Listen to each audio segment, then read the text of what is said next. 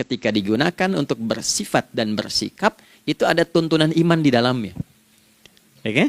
Misal, saya tanya begini ya. Ini mukaddimah ya, kita belum mulai nih.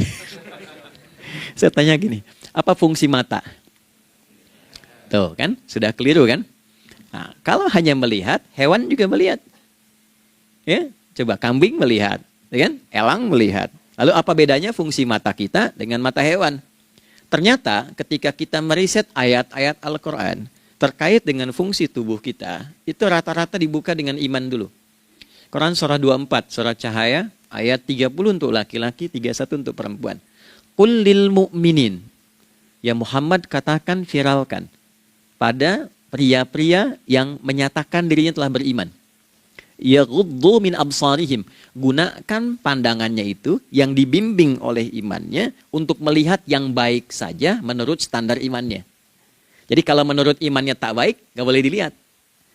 Karena itu ketika Anda sudah mengatakan asyhadu an la ilaha illallah, asyhadu anna Muhammad Rasulullah, kalimat itu dari lisan turun ke hati, itu jadi cahaya ke bagian tubuh kita. Makanya ketika Anda melihat, itu ada cara pandang tertentu yang dibimbing iman. Standarnya beda dengan tanpa iman. Kalau nggak ada iman, semua mungkin terlihat. Tapi ketika ada iman, hati kecil Anda akan bicara, ini nggak baik.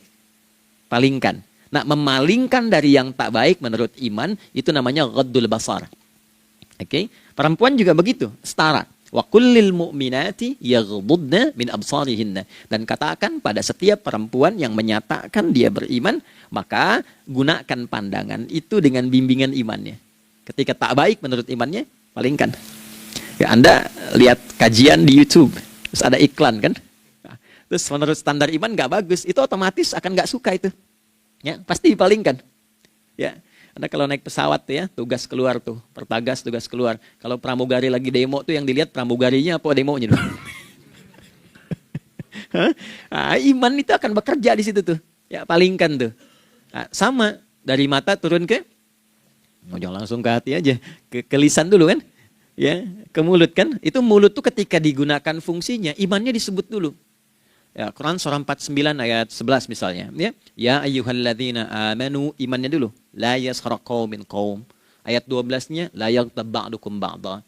Hai orang-orang yang telah menyatakan beriman. Kalau pakai alladzina disebutkan 1080 kali dalam Al-Qur'an, itu kalimatnya diksinya singkat, padat, mencakup semua tanpa sekat.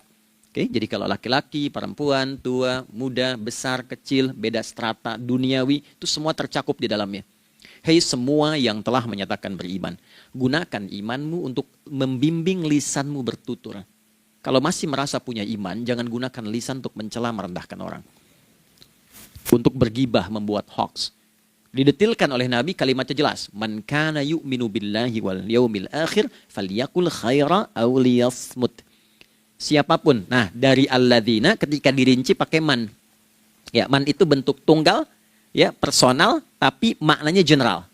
Jadi kalau Anda, saya, kita baca ayat atau hadis ada man, posisikan Nabi sedang bicara ke kita. Ya, hei Adi Hidayat, posisikan Nabi bilang gitu tuh. Kalau engkau merasa beriman sama Allah dan yakin dihisab di hari kiamat, jaga lisanmu.